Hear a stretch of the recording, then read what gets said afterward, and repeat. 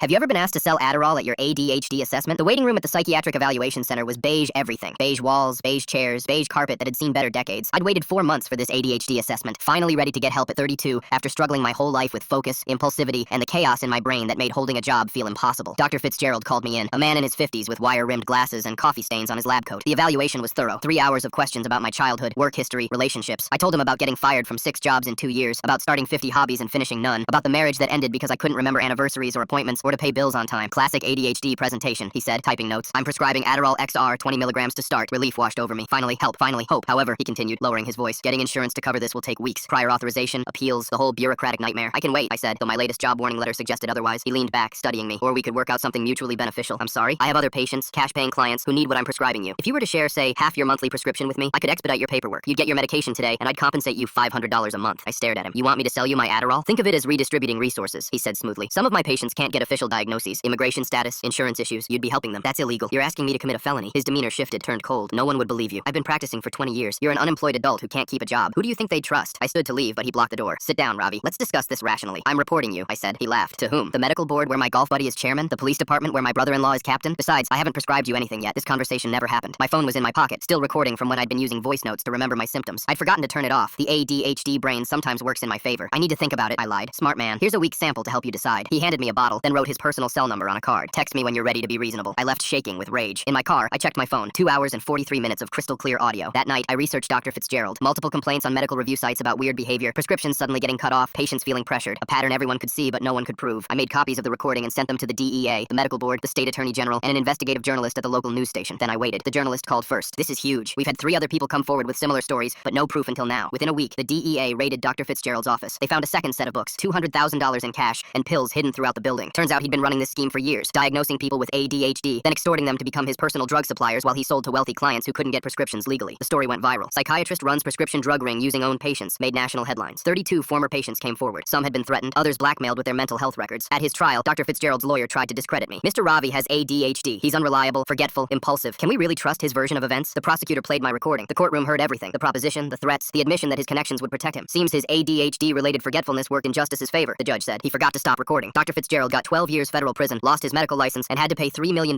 in restitution to victims. I finally got proper treatment from a legitimate psychiatrist. The medication helped, but what helped more was knowing I'd stopped a predator who was exploiting vulnerable people seeking mental health treatment. Last month I got a letter from another patient thanking me. She'd been trapped in his scheme for 3 years, afraid to speak up. Your recording gave us all our voices back, she wrote. Funny thing about ADHD, we might forget our keys, our appointments, our anniversaries, but we never forget injustice. And sometimes, our scattered brains catch details others miss. Dr. Fitzgerald's former office is now a community mental health center offering sliding scale payments. They have my recording transcript framed in their waiting room with a sign, "Speaking up protects everyone."